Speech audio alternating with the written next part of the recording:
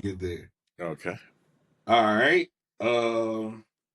Welcome to this special interview. Somebody who has been around my family for as long as I could probably think about right here. First things first, Brooklyn went to Harvard and ran amok. His legacy is harder than most fighters.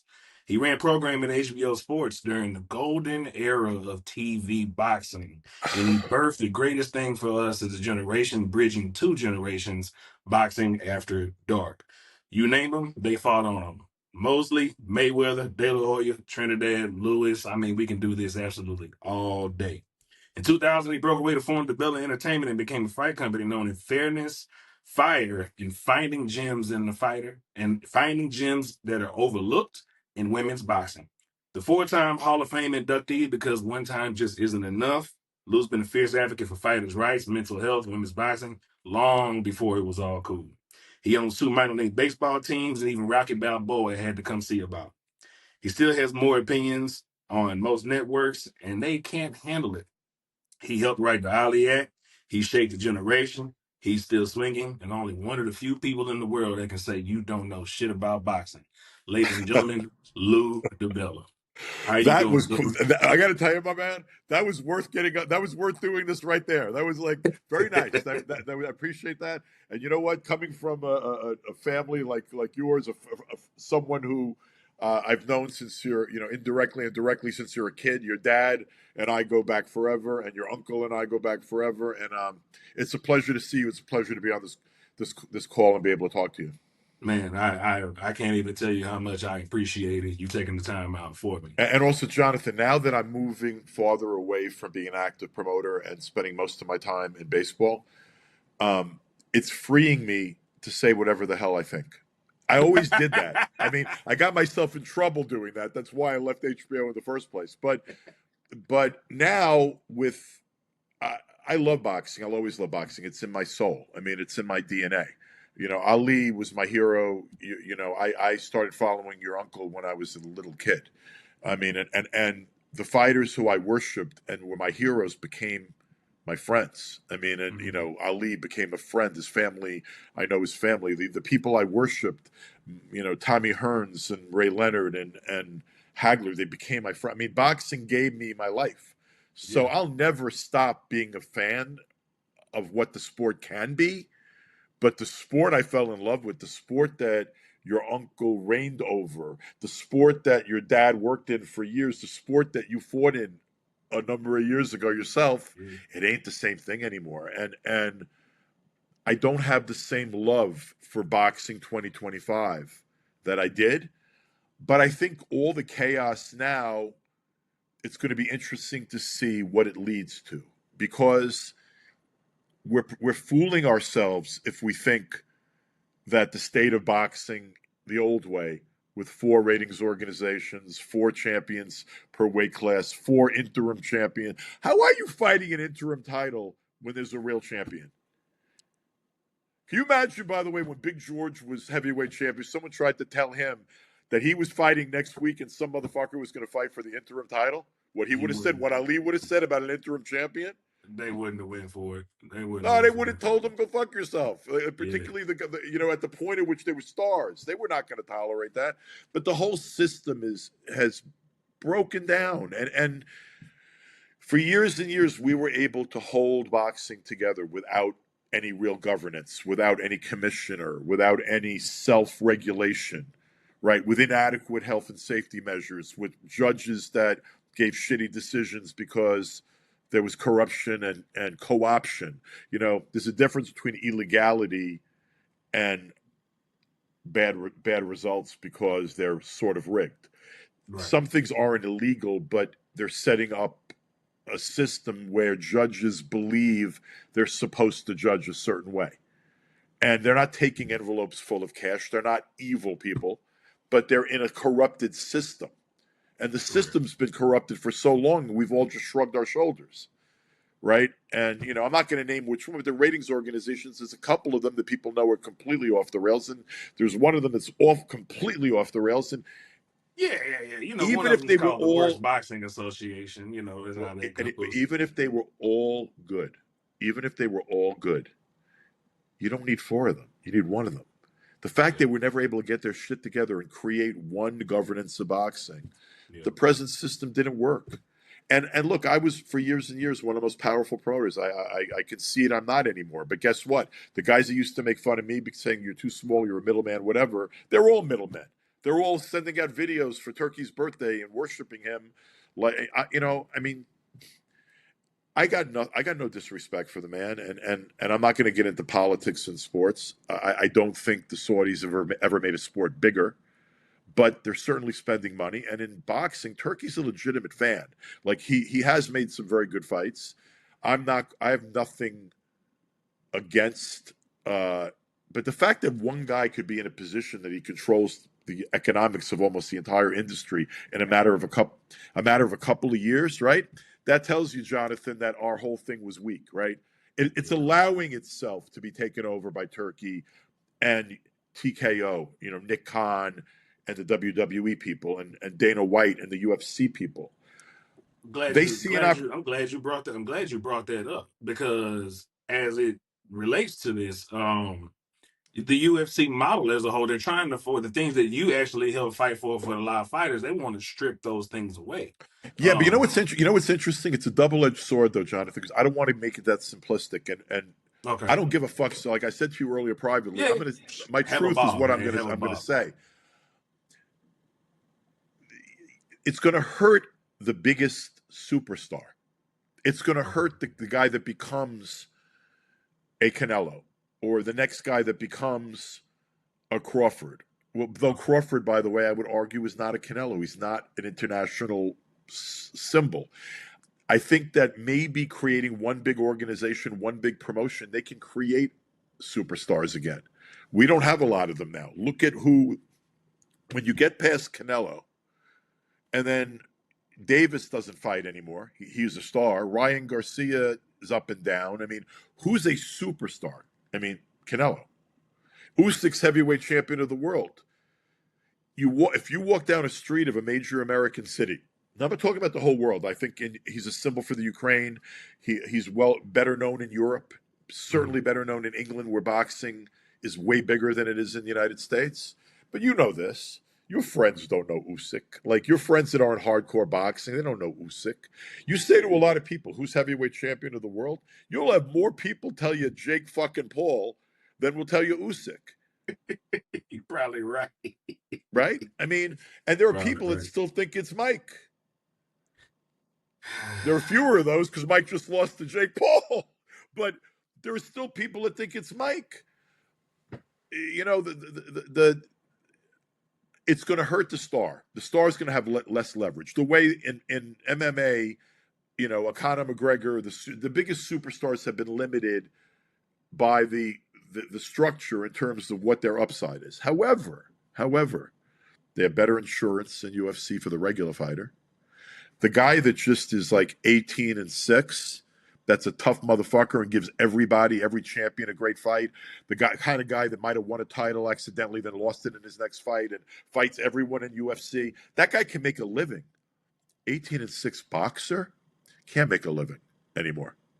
Particularly not fighting 2 or 3 times a year. And if you fight 2 or 3 times a year and you're a guy struggling to get to the top and you're making 20 grand to fight 3 times a year and you pay your trainer and you pay everybody else, you're at the poverty line. Yeah. You probably need some form of assistance to support your family. Right? Yeah. Yeah. Now I was laughing. This new fucking Ali Act, how dare they call it Ali Act?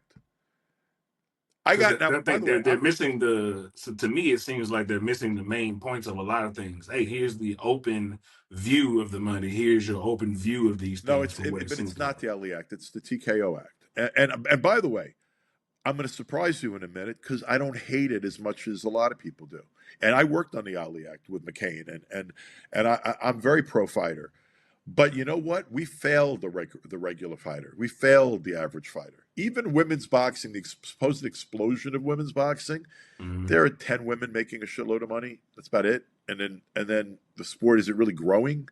I mean, yes, Jake Paul is done a great job right now putting exposure to it, but Jake is has basically put everybody else out of the women's business, which is Mhm. okay because they are all in on women. And right now, without Jake Paul and Nikisa and MVP, women's boxing would be in nowhere, nowhere. Everybody else is. The Saudis don't love women's boxing. You don't see women all over Riyadh shows. Very simple. There's no big money in women anymore. Therefore, Eddie's not in really. He's partially in. I mean, nobody's really in. Top Rank has to worry about getting a deal for their male stars. They're not so focused on women anymore. So basically, women's boxing without Jake Paul right now, where would it be? The same place big time boxing would be right now without Turkey.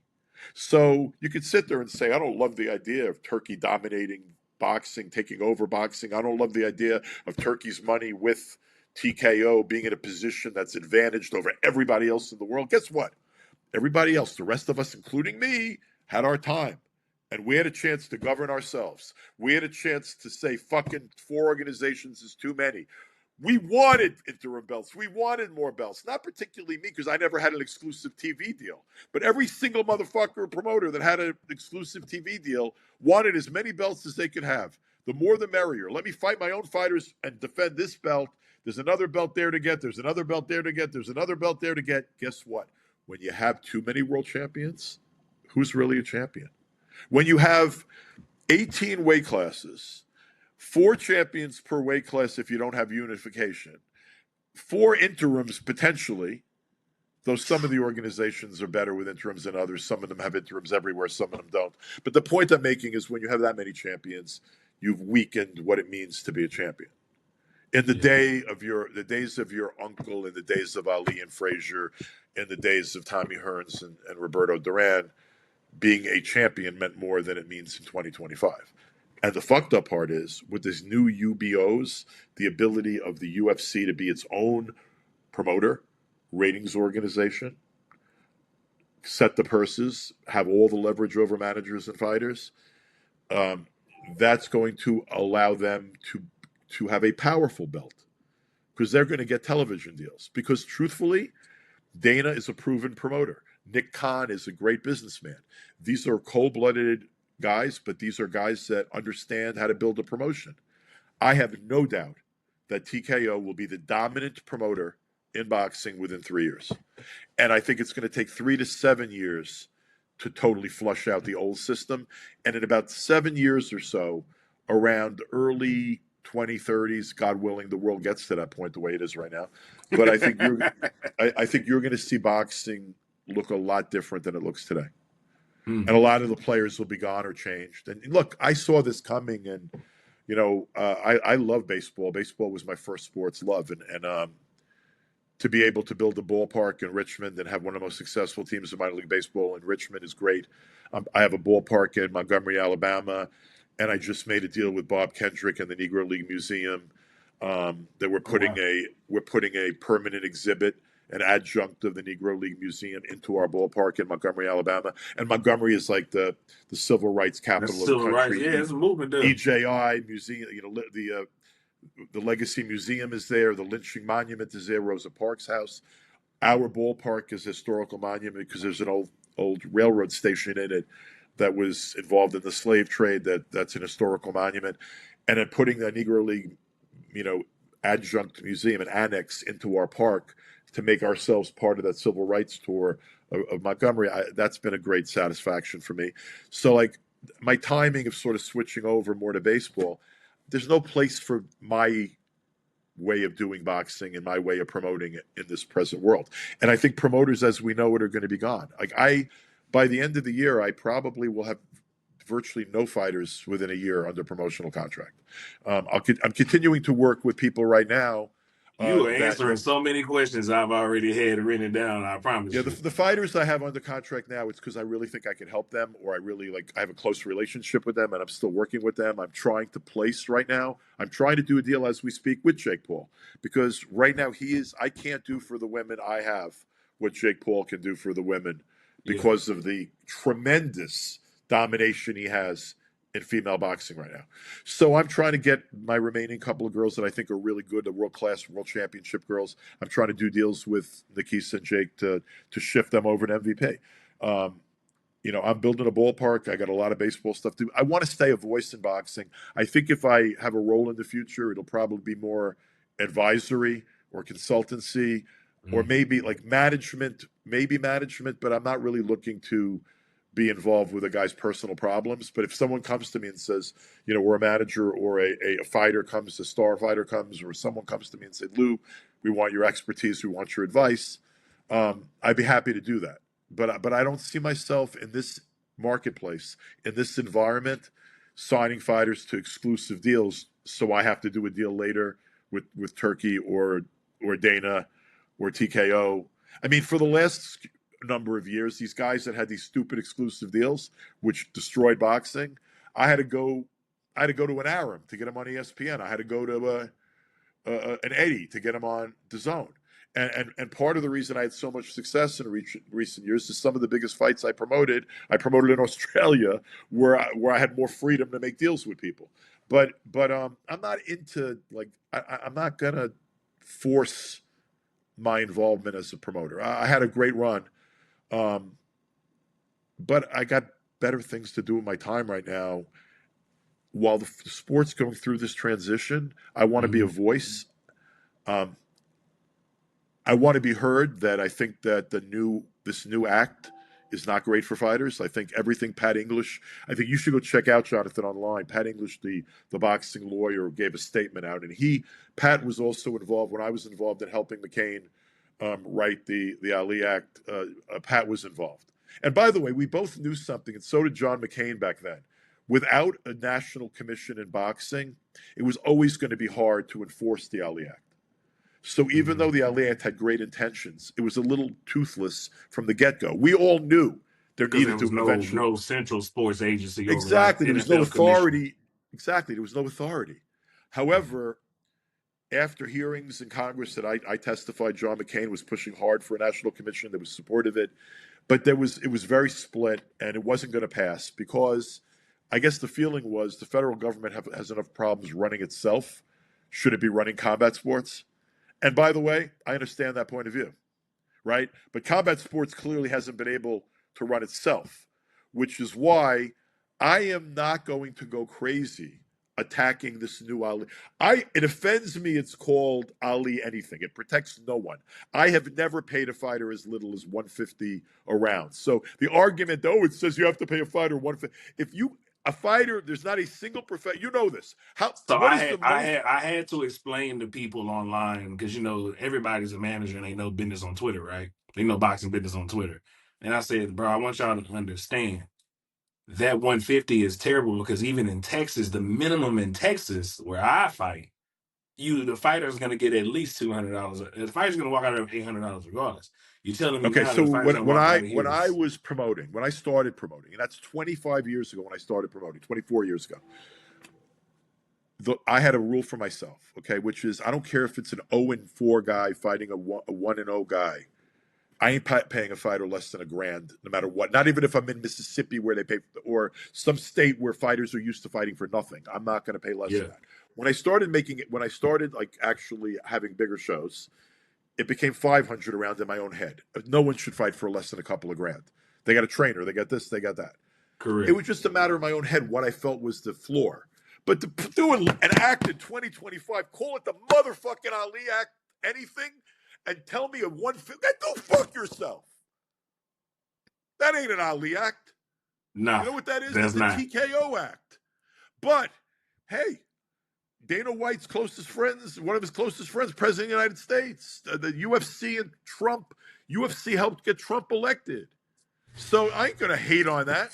I ain't gonna hate Hey, on the fact that they got some political power, they're using it, right? yeah, And yep. also, I don't necessarily disagree with what they're thinking, which is the only way to clean this shit up is if we control it like we control the WWE, if we control it like we control UFC.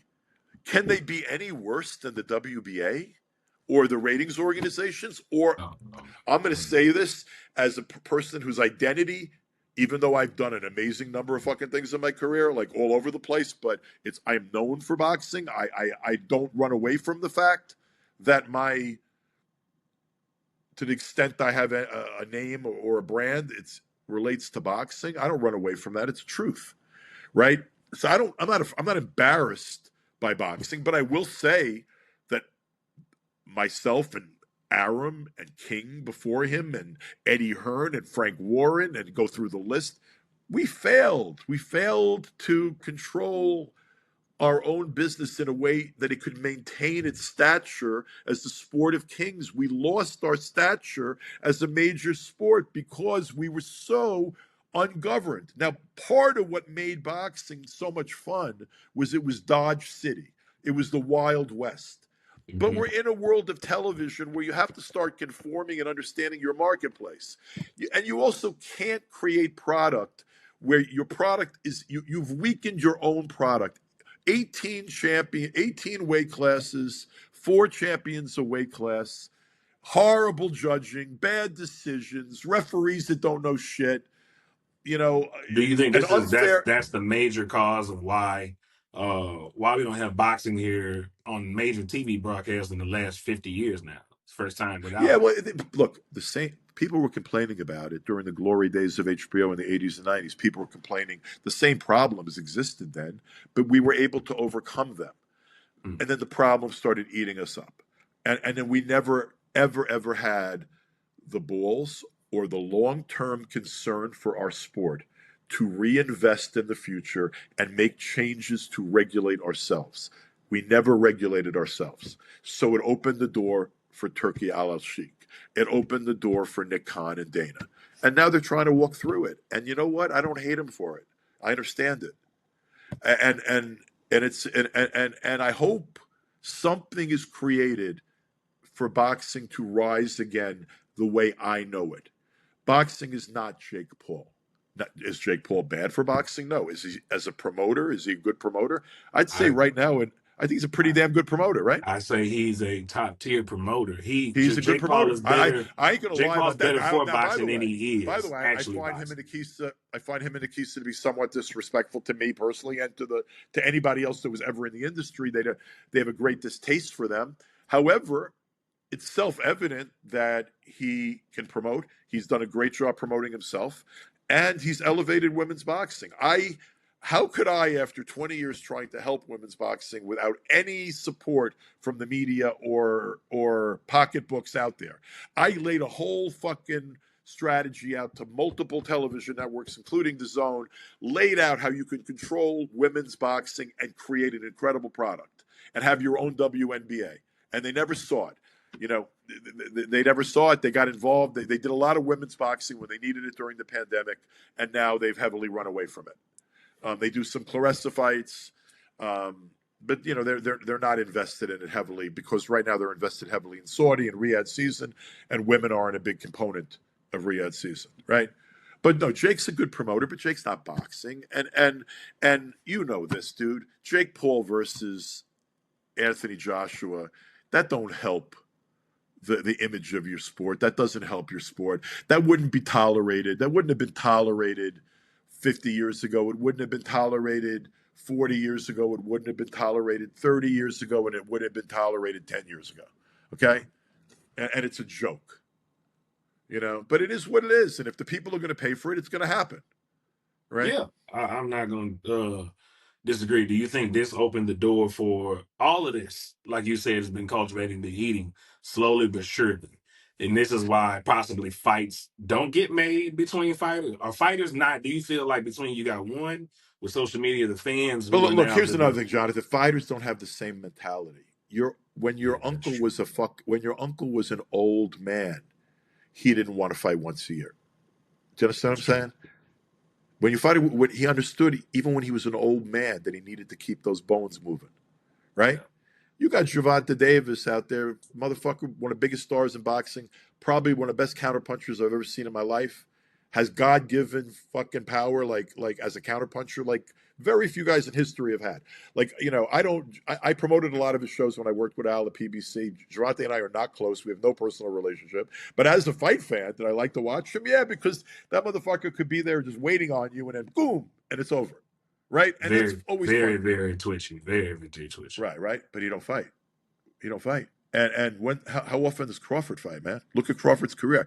One of the best fighters I've ever seen in my life. I still think, I mean, his lack of activity has caused me to think maybe Usyk's got a claim at number one pound for pound. Maybe Inoue has a claim in it. But in terms of, I mean, just how much you know how to do what you do in the ring, Crawford's a genius. But like, he barely fights, right? Right. And then I don't think Canelo's fought at a particularly great high level for a while. And I think, I don't know, man. It just, there's, and all these big fights, every fight, pay-per-view, pay-per-view, pay-per-view. This new beginning. If TKO and Turkey are helping us get Canelo Crawford with no pay-per-view cost, because you got Netflix, right? I got Netflix. Almost everyone I know got Netflix. So it's almost like the days where everyone had HBO, and an HBO fight felt like it was free, even though you were paying a subscription, right? People are You was paying a already Netflix paying, but you subscription, felt like, but yeah, you already you fucking got it paid it. anyway. You're not expecting Canelo Crawford. I ain't paying 80 grand and I'm getting Canelo Crawford. I'm not paying $80 and I'm getting Canelo Crawford. And Yeah. everybody out there who is going to hear how great the fight is, maybe not even a real boxing fan, they're going to have the chance to just turn on their Netflix and say, what the fuck? People are watching it. I might as well watch it too. And if Yeah. they can do 25, 30% of the audience of Jake Paul, if they do 50% of what Jake Paul did with Tyson, it's a huge night for boxing. Huge. What got you into boxing? Matter of fact, we did all of this. Who got you into boxing, actually? Well, what got me into boxing was Muhammad Ali. And well, it actually precedes that. My grandparents were Italian immigrants. And the only sport that was international that you could get on American television in the early days of American television, because I'm pushing senior citizen, and I'm in my 60s now, and when my grandparents were like when I was a kid, it was 1960s. I was a little kid, under 10 years old, 5 years old. Um, the only sport that was international that was on television was the Olympics and boxing, and there was a great middleweight who just died recently. He looked like a movie star. He was probably the most iconic Italian boxer of all time, Nino Benvenuti, great middleweight. And Nino looked like Nino was just one of those, like, Nino was still doing like commentating in Italy until his 80s, and he looked like some aging movie star. He aged like your uncle did. He didn't age. He didn't age. But my grandparents were way into Nino, and my two grandfathers, and I would hang out with them a lot, and it got me into boxing, watching it, and then because of, like, they would watch Benvenuti, but they would also watch any heavyweight fight, right? And the first time I saw, like, Ali, like, actually the first time I saw Ali was Cassius Clay. First time I saw Cassius Clay, I was like in love, and then, like, I was obsessed with Clay and Ali later, with the whole career. And I mean, Ali was my hero. I mean, the fact I got to meet Ali and know him and know his family was wild to me. And I was actually the fight where I thought he had no chance to beat your uncle with the rope-a-dope that like made me say to myself, like, yeah, I love baseball, but this fucking thing is special. I knew that, Yeah. on its best night, there's nothing like a great fight. No. As much as Like now, that being said, like, at this point in my life, I would much rather go to a Met game than go to a fight. I mean, that's just where my head's at right now. There's too much going on around boxing that depresses me, and too much has changed for me to be not enjoying as much. I don't know. Like, I could have told you even 3 years ago, every single damn champion of those stupid organizations and weight classes. I couldn't tell you right now. I barely turn on DAZN. I don't have the DAZN app on my television set. It's on a phone, and I got to be honest, I don't care about most of the British domestic level fighting, and I hate to say it, but a lot of the fights, unless I really, now the bigger fights Turkey's putting together, the big Riyadh season events are compelling. The show from no one bought tickets, but the show from the tennis center in New York with Shakur was a very good boxing show. I really, like, as a boxing fan, I enjoyed that show, and I give Turkey credit for something. He figures out what he wants to see, and he happens to be a real fan, and therefore he hits it a lot on making big fights. He makes some fights that the fan wants to see. That being said, buying pay-per-views in the middle of the afternoon in the United States of America out of Riyadh, Saudi Arabia, when there's no free press anymore, with no newspapers covering it, where no television networks covering it, where you're not even getting coverage on ESPN, it doesn't feel big anymore. Usyk is, I admire Usyk more than you know. Like I would love to buy Usyk dinner and just hang out, right? And but he's doesn't have that baddest man on the planet, doesn't have that star power. Not his fault, Yeah, but it's no longer the same thing. Being heavyweight champion doesn't mean in 2025 what it meant in 1985 or in 1995 2005 or or 2005. Yeah, 2005. Right, you're right. You're right. yeah. Um, and by the way, you know this, man. People don't tell the truth. Walker, Johnny, where you living at, bro? Where am I talking to you from? Where you at I'm in physically Dallas, right now? Texas right now. All right, so you're in Dallas. So you know this. Like people just don't know. They don't know our sport. Like they don't No, know what's real and what's not. They no. want to talk about Jake Paul. They want to know if Tyson's fighting again. They want to know who the next old guy is. Is Mayweather I coming got back? my Is Mayweather? all the guys I work with at work. Once they figured out who I was and all of that, every weekend they asking me, "Hey, where?" Because I now, well, I'm still having some issues getting credentials with Matchroom, but that's another story. But I travel a lot to the fights on the weekends. I use my weekends. I go travel to the fights to cover the fights, stuff like that. And they're asking me constantly, "Well, who's the next guy in this week? Like, who's this guy? Who is this person going coming up?" Because they, like you say, probably have interest, but they just don't know because it's not broadcasted anymore. It's Well, here's nobody the other telling them thing. the Here's real the other thing. things. They don't even know what the zone is.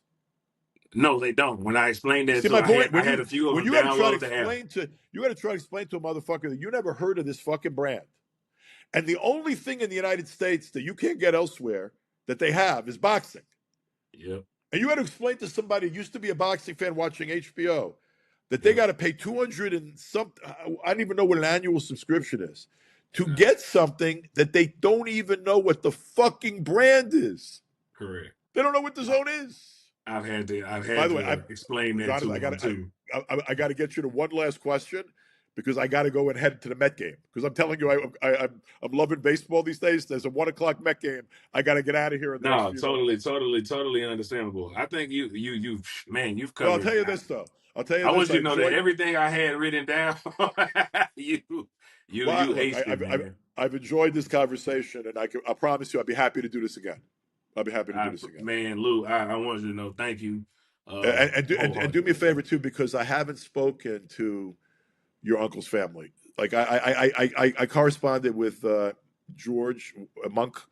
Monk, yep. Monk. I corresponded with Monk, and I think one of the other kids I sent a text to. But when you talk to your family, let them know that I'm thinking about that.